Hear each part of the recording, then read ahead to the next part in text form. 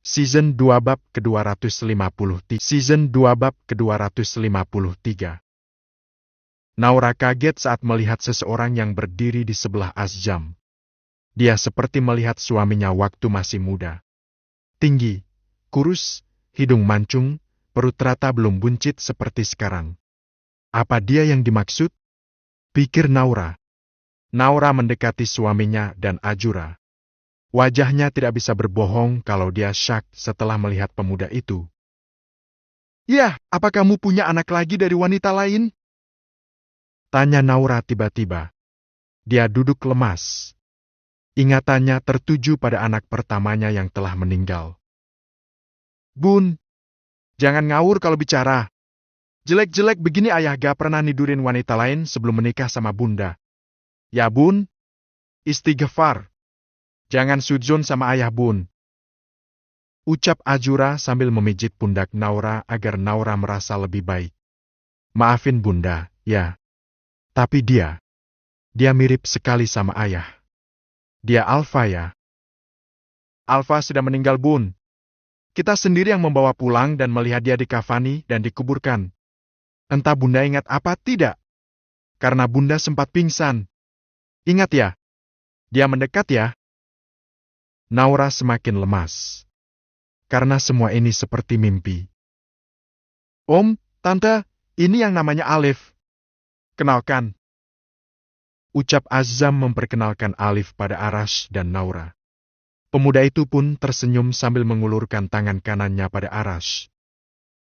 "Assalamualaikum, Pak. Saya Alif." Ucapnya. "Waalaikumsalam.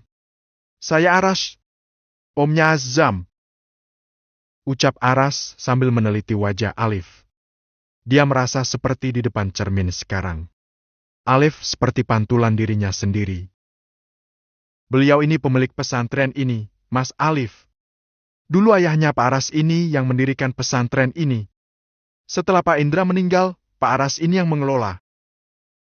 Ucap Azam. "Bukan, Zam. Pesantren ini milik santri sekarang. Saya bukan pengelola karena jarang kesini juga. Semua sudah saya serahkan pada pengurus termasuk kamu." Ucap Aras. "Oh ya, maaf Om, tapi Alif harus tahu juga sejarah pesantren ini seperti apa." Ucap Azam. "Ya kamu benar. Oh ya ngomong-ngomong Mas Alif ini dari mana?" Tanya Aras. Saya dari Kudus, Pak. Jawa Tengah. Yang sering didatangi para peziarah Wali Songo." Ucap Alif sambil tersenyum. Bukannya senang melihat Alif tersenyum, Naura malah semakin sedih. Dia benar-benar seperti melihat anaknya yang mungkin jika masih hidup sekarang sudah sebesar Alif. "Kok bisa sampai di sini? Mau jadi santri di sini ya?" Tanya Aras. "Saya lagi jadi musafir nih Pak ceritanya. Sengaja jalan kaki dari Kudus. Nyari pesantren-pesantren dan saya ingin mencari ilmu dari situ. Insya Allah besok saya akan melanjutkan perjalanan lagi. Rencana mau ke daerah Banten, Pak. Jalan kaki." Aras tampak terkejut. "Ya saya jalan kaki. Tapi saya bukan Joko Kendil ya Pak. Hei. Memang saya terinspirasi dari beliau.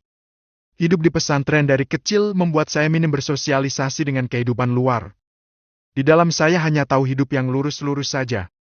Tapi saya tidak tahu kalau di luar itu banyak asing buat saya." Ucap Alif. "Oh gitu. Apa gak capek?" "Capek ya istirahat, Pak. Alhamdulillah saya banyak bertemu orang baik di jalan. Saya juga sambil lift. Jadi berasa ada yang nemenin aja dari penonton. Selama di jalan, pernah ketemu orang jahat?"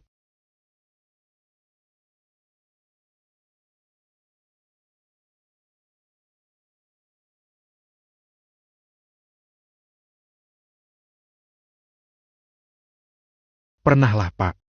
Dan itulah uniknya. Saya jadi tahu kalau di dunia ini gak semua manusia itu baik seperti yang saya temui di pesantren selama ini.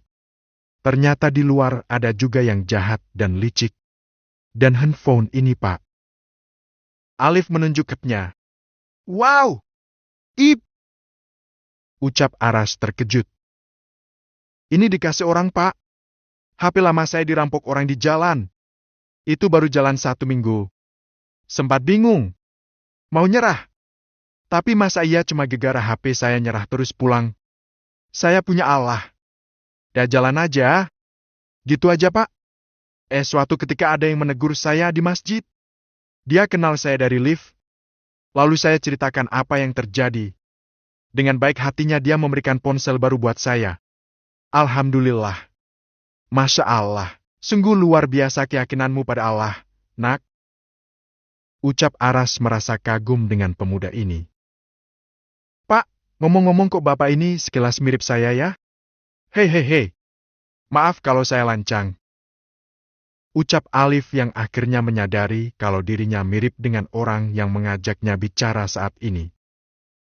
Iya mirip. Jawab Aras singkat. Dia tidak tahu lagi harus mengatakan apa karena memang begitu kenyataannya. Lo Mas Alif tadi bilang mau pergi besok? Bukannya lusa baru mau pergi? Tanya Azam. Iya Ustadz. Insya Allah besok saya akan melanjutkan perjalanan. Aras bingung bagaimana cara menelusuri latar belakang Alif.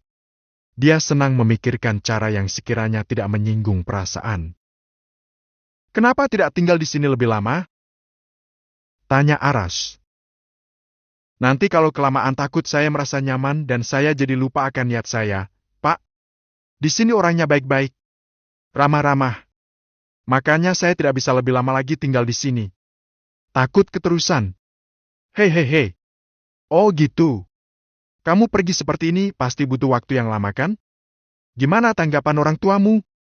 Mereka agak keberatan? Tanya Aras mencoba mengorek keterangan dari Alif.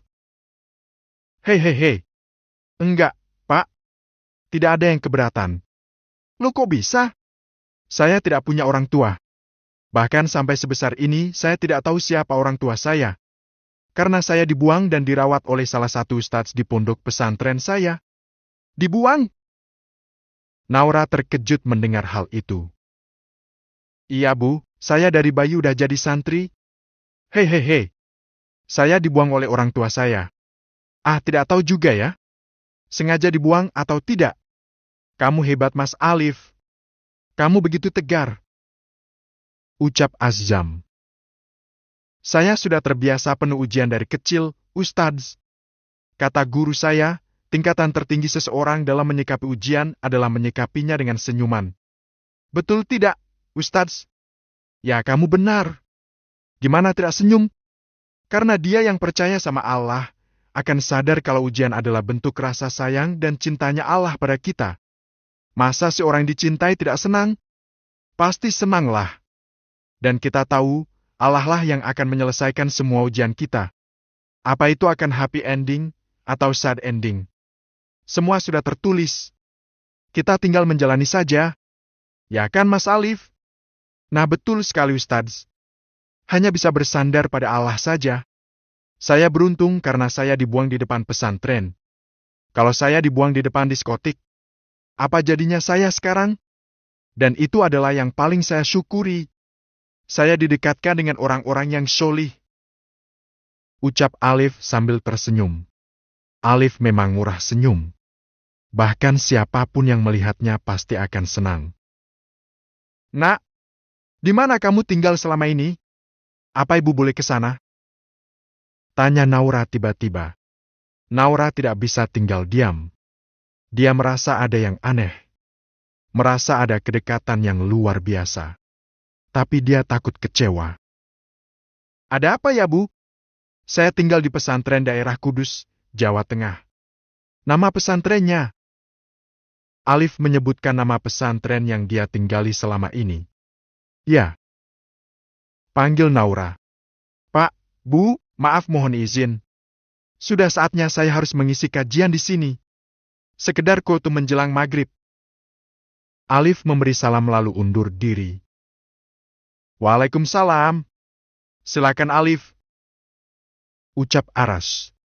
Aras memperhatikan Alif yang sudah berjalan lagi bersama Azam masuk ke dalam masjid. Ya, Bunda yakin dia anak kita, ucap Naura. Kenapa Bunda sangat yakin? Entahlah, sulit dijelaskan dengan kata-kata. Tapi kalau Alif anak kita, lalu yang meninggal siapa? Bunda bingung ya. Ya Allah, berilah petunjukmu, ucap Naura dengan lirih. Air matanya menetes perlahan. Tidak usah ke pesantren, Bun. Jauh dan belum tentu ada informasi yang kita dapatkan. Ada yang lebih mudah kita lakukan biar Bunda tidak penasaran. Apa ya? Season 2 bab ke-254. Tes Dien. Season 2 bab ke-254. Tes DNA, yaitu adalah cara yang paling simpel dan cepat menurut Aras. Daripada membuang banyak waktu dan tenaga mencari informasi ke sana kemari dan belum tentu informasi itu bisa dipercaya. Kalau memang dia anak kita, terus siapa yang mengambil Alif dan membuangnya sampai sejauh itu? Ucap Naura. Kita pikir belakangan, Bun. Gak usah terlalu jauh mikirnya. Sekarang sih yang penting kita tahu dulu dia benar anak kita atau bukan. Ayah sih gak yakin. Tapi karena Bunda merasa sangat yakin ya udah. Tes DNA saja. Jawab Aras. Gimana caranya? Pakai rambut ya, kita harus mendapatkan rambut Alif. Gak usah banyak-banyak. Sehelai juga bisa band. Aras selalu berpikir bagaimana cara mendapatkan sehelai rambut Alif. Siapa yang mau ngambil? Ayah? Suruh aja si Azam. Azam kan yang sekarang lagi dekat sama Alif. Pasti mudahlah dapat sehelai rambut aja, Bun. Naura nampak gelisah. Dia hanya mengangguk pelan. Seperti ragu dengan ucapan Aras. Aku sih yes, ya. Aku yakin dia kakakku. Kita kan pernah berada di rahim yang sama. Aku sama Aska aja ada ikatan batin. Begitu pula aku dengan Mas Alif. Pasti dia kakakku.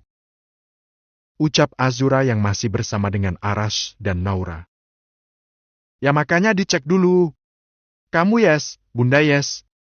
Tapi ayah ragu. Ucap Aras. Kenapa ayah mematahkan hatinya Bunda? Ucap Azura dengan wajah kecewa. Zura, kita gak boleh terlalu berharap. Nanti kita akan kecewa. Takutnya jadinya malah menyalahkan Allah. Kita harus siap apapun hasilnya. Bunda paham kan? Iya, ya. Bunda tahu kita gak boleh terlalu berharap. Apalagi jelas-jelas waktu itu ada bayi yang dikuburkan. Ya ayah benar. Kita tidak boleh terlalu berharap. Ucap Naura. Ya juga sih. Maaf, ya. Ucap Azura. Akhirnya dia menyadari bahwa apapun hasilnya nanti, mereka harus siap untuk kecewa juga. Aras terlambat mengikuti kajian yang dipimpin oleh Alif karena tadi harus membahas masalah ini dengan Naura. Walau telat, dia masih bisa melihat Alif ceramah. Pemuda itu terlihat sangat cerdas. Walau kadang diselingi canda. Tapi candaannya tidak berlebihan. Andai saja dia anakku. Berapa bangganya aku, bisik Aras dalam hati. Terakhir, saya ucapkan terima kasih pada semua santri di sini. Kalian sudah memberi kesempatan buat saya menyampaikan dakwah yang singkat ini. Semoga apa yang saya sampaikan bermanfaat. Sampai jumpa di lain kesempatan ya. Akhirul kalam, wassalamualaikum warahmatullahi wabarakatuh. Alif tersenyum. Matanya berkaca-kaca. Ini adalah bagian yang selalu membuatnya sedih setiap singgah di pesantren-pesantren. Perpisahan itu memang sangat menyedihkan. Terima kasih Mas Alif. Anda sudah pantas jadi Ustadz loh. Pengetahuan Anda sungguh luar biasa, tapi kenapa tidak mau dipanggil Pak Ustadz? Atau Mas Ustadz saja? Ucap Azam. Jangan, Ustadz. Ilmu saya masih dangkal. Saya masih harus banyak belajar. Saya lebih suka dipanggil Gus, Teds. Lo ternyata Mas Alif ini seorang Gus ya? Aras kaget mendengar hal itu. Bagus maksudnya, Teds. Bagus kalau di Jawa kan artinya tampan. Hei hei hei. Bercanda, Teds. Saya lebih suka dipanggil Mas atau Dek saja. Biar kita berasa sama, sederajat. Dan dijauhkan dari sifat sombong. Begitu, Teds. Oh gitu. Masyaallah. Ya ya Mas Alif. Pertemuan ini singkat namun sangat berkesan ya. Kami semua yang ada di sini pasti akan sangat merindukan Mas Alif setelah ini. Kami cuma bisa mendoakan Mas Alif bisa menyelesaikan misinya mengelilingi Pulau Jawa. Mengunjungi berbagai pesantren. Amin. Terima kasih doanya, Teds. Alif lalu menyalami para santri satu persatu. Sampai tiba giliran Aras yang dia selami. Hati-hati di jalan ya. Semoga perjalananmu lancar dan kamu semua hajatmu bisa terwujud. Ucap Aras saat Alif menyalaminya. Amin. Terima kasih Pak Aras. Terima kasih sudah mengizinkan saya tinggal di sini. Sama-sama. Alif lalu membalikkan badan untuk menyalami santri yang lain.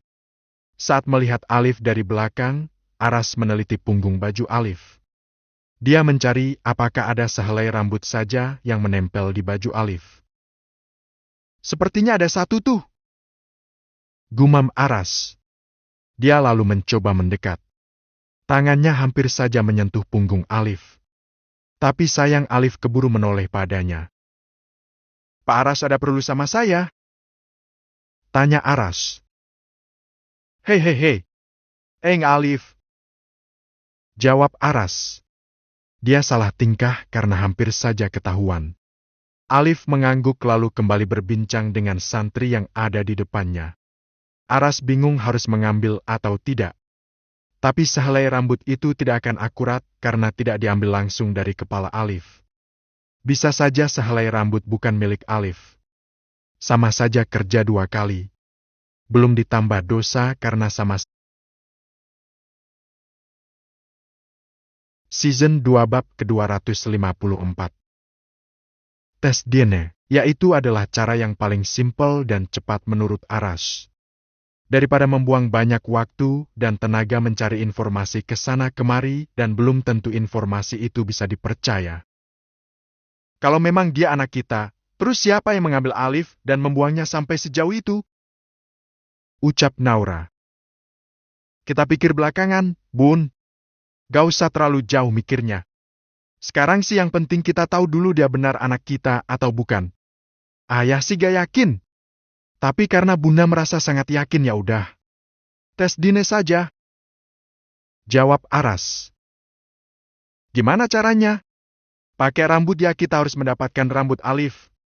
Gak usah banyak-banyak. Sehelai juga bisa band. Aras selalu berpikir bagaimana cara mendapatkan sehelai rambut Alif.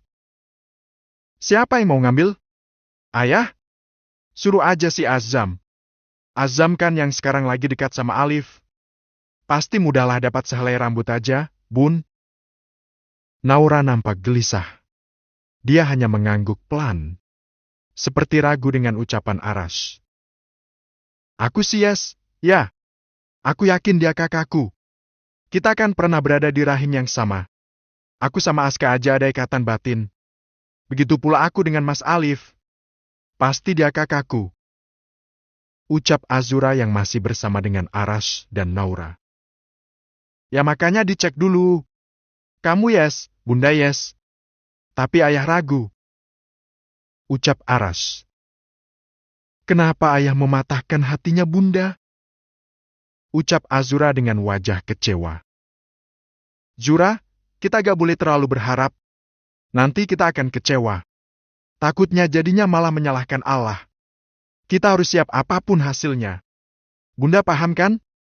Iye, ya. Bunda tahu kita gak boleh terlalu berharap. Apalagi jelas-jelas waktu itu ada bayi yang dikuburkan. Ya ayah benar. Kita tidak boleh terlalu berharap. Ucap Naura. Ya juga sih. Maaf, ya. Ucap Azura. Akhirnya dia menyadari bun hasilnya. Kecewa juga. Aras terlambat mengikuti kajian yang dipimpin oleh Alif karena tadi harus membahas masalah ini dengan Naura. Walau telat, dia masih bisa melihat Alif ceramah. Pemuda itu terlihat sangat cerdas, walau kadang diselingi canda. Tapi candaannya tidak berlebihan. Andai saja dia anakku. Berapa bangganya aku, bisik Aras dalam hati. Terakhir, saya ucapkan terima kasih pada semua santri di sini. Kalian sudah memberi kesempatan buat saya menyampaikan dakwah yang singkat ini. Semoga apa yang saya sampaikan bermanfaat. Sampai jumpa di lain kesempatan ya. Akhirul kalam, wassalamualaikum warahmatullahi wabarakatuh. Alif tersenyum. Matanya berkaca-kaca.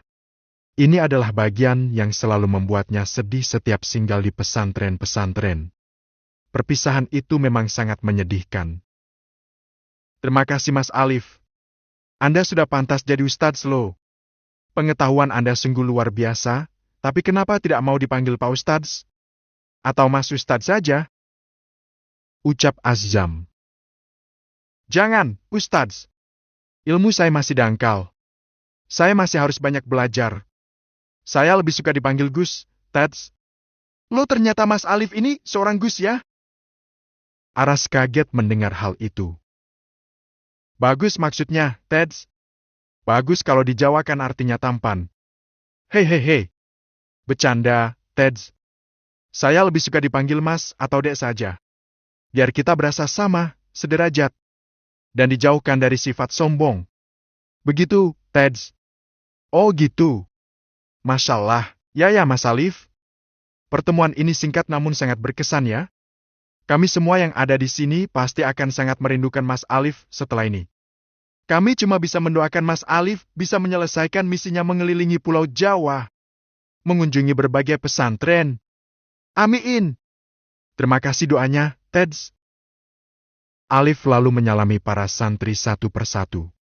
Sampai tiba giliran Aras yang dia selami. Hati-hati di jalan ya. Semoga perjalananmu lancar dan kamu semua hajatmu bisa terwujud. Ucap Aras saat Alif menyalaminya. Amin. Terima kasih Pak Aras. Terima kasih sudah mengizinkan saya tinggal di sini. Sama-sama. Alif lalu membalikkan badan untuk menyalami santri yang lain. Saat melihat Alif dari belakang, Aras meneliti punggung baju Alif. Dia mencari apakah ada sehelai rambut saja yang menempel di baju Alif. Sepertinya ada satu tuh. Gumam Aras. Dia lalu mencoba mendekat. Tangannya hampir saja menyentuh punggung Alif. Tapi sayang Alif keburu menoleh padanya. Pak Aras ada perlu sama saya? Tanya Aras. Hehehe. Alif. Jawab Aras. Dia salah tingkah karena hampir saja ketahuan. Alif mengangguk lalu kembali berbincang dengan santri yang ada di depannya. Aras bingung harus mengambil atau tidak. Tapi sehelai rambut itu tidak akan akurat karena tidak diambil langsung dari kepala Alif. Bisa saja sehelai rambut bukan milik Alif. Sama saja kerja dua kali. Belum ditambah dosa karena sama saja dia mencuri. Hah, mending minta aja sama orangnya langsung lah. Daripada. Tapi, gimana caranya ngomong? Melihat semua santri pada berdiri, Aras pun ikut berdiri.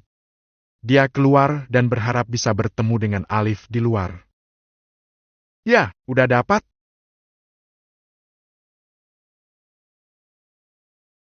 Tanya Naura.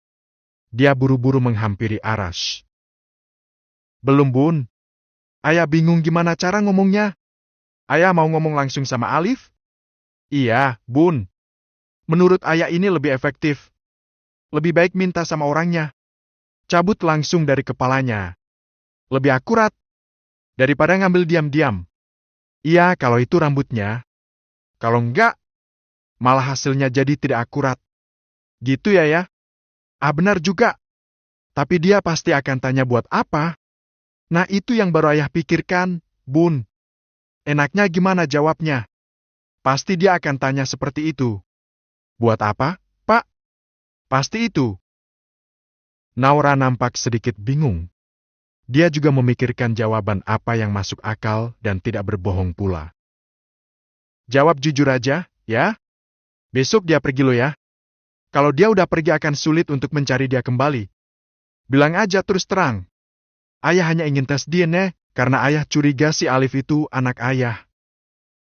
Celetuk Azura. Ya juga sih. Ayolah ya. Tunggu apa lagi? Makin cepat makin baik. Jangan sampai menyesal, ya? Desak Azura. Ya sudah. Oke. Ayah akan bilang langsung sama Alif. Aras lalu berjalan lagi mencari Alif. Tapi sayangnya keburu azan maghrib. Dia pun akhirnya mengambil air wudhu untuk salat berjamaah di masjid. Setelah masuk ke dalam masjid, dia masih mencari keberadaan Alif. Dia berdiri di syaf paling depan. Beberapa saat kemudian, Alif datang dan berdiri di sampingnya. Alif! Bergetar hatinya saat memanggil nama itu. Ya Pak Aras. Alif tersenyum melihat Aras berada di sampingnya. Keduanya lalu fokus dengan salat yang akan segera didirikan. Setelah salat, Aras menemui Alif. Alif, bisa saya bicara empat mata sama kamu? Sebentar saja. Ucap Aras. Ya Pak Aras. Baik. Mau bicara di mana? Tanpa pikir panjang, Alif langsung mengiyakan. Di sana saja. Aras menunjuk tempat duduk di taman pesantren karena terlihat sepi. Keduanya lalu duduk berdua di taman. Lalu Aras langsung menyampaikan maksudnya. Begini Alif. Season 2 bab